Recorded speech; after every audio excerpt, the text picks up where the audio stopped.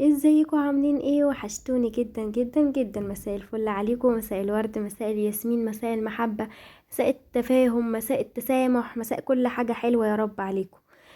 ده فيديو بقى، ما تتخضوش من المنظر ده كله، ثواني كده وهتلاقوه خلص. بالنسبه لكم بالنسبه لي انا طبعا طول، لان انا مسرعه لكم الفيديو. اهم حاجه ما تنسوش الاشتراك في القناه وتفعيل زر الجرس وتختاروا كلمه الكل، عشان كل ما انزل فيديو يوصل لكم. واللايك يا جماعه، اللايك، انت بتشوفوا الفيديو بتكتبوا التعليق بتاعكم وبتنسوا تحطوا اللايك. طب ليه بتنسوا؟ مش هتخسروا حاجه، حطوا اللايك. على قد ما تعبت في الفيديو ده حطوا اللايك بالله عليكم. ده فيديو بقى ما بعد العزومه، يعني ما بعد العزومه طبعا بيبقى حاصل كارثة في المطبخ. فانا سبت كل حاجة، سبت المطبخ زي ما هو لتاني يوم، عشان بقى ادخل عليه كده بقلب جامد، واكون يعني اعرف اظبطه كويس، مش اللي هو كروت كده ورحت العب بسرعة بحيث ان انا كنت تعبانة. لا، انا اليوم ده كنت فاصلة، فقلت اكمل تاني يوم. المواعين بقى والبوتاجاز والمطبخ وكل حاجة فيه. فهنا بقى دخلت اول حاجه غسلتها الكوبايات طبعا زي ما انتوا شايفينها، وحطيتها كده تتصفى في صينيه كبيره على البوتاجاز، وجبت فوطه اهي زي ما انتوا شايفين. بعد ما اتصفت كمان هنشفها تاني بالفوطه، وهرصها اهي زي ما انتوا شايفين. فانا حشت المفرش ده ونزلت كل حاجه في الرف، يعني مسحت وظبطت الرف كده من اول وجديد بالمره، وانا في المطبخ وانا واقفه في المطبخ، عشان ما احتاجش يوم تاني انزل الرفوف والكلام ده، لا كله مع بعضيه يعني. اليوم يعني شجعني، خليت اليوم ده للمطبخ، لاني كان عندي بواقي اكل من العزومه، فمن اليوم اللي قبله، فما احتجتش ان انا في اليوم ده اعمل اكل. فقلت خلاص بحيث ان انا مش هعمل اكل النهارده، فقمت بقى عملت كل حاجه في المطبخ بقى.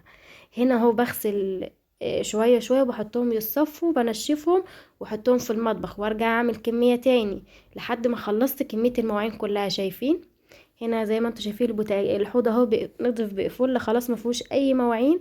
ده البريل اللي انا بستخدمه، حاجه كده يعني فوق الوصف، مش محتاج كلام.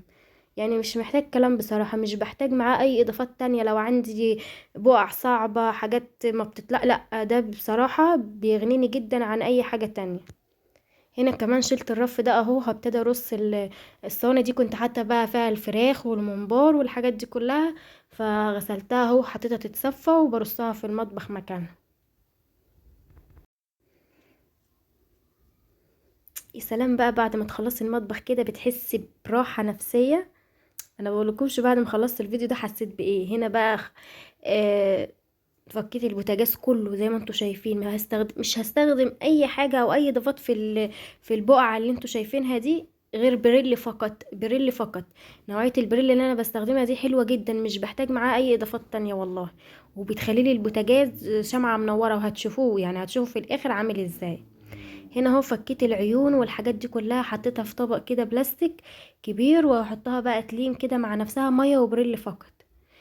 وهو دخلت على البوتاجاز دي بقى حاجات ناشفه، حطيت شويه ميه تفكلي الحاجات الناشفه اللي على البوتاجاز ديت، هو رحت نازله عليها بالبريل، يعني ميه وبريل فقط اهو.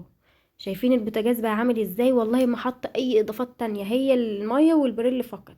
والعيون كنت غسلتها ونشفتها وكده تمام معايا. ولو عجبكم الفيديو متنسوش الاشتراك في القناه وتفعيل زر الجرس، وتختاروا كلمه الكل عشان كل ما انزل فيديو يوصل لكم.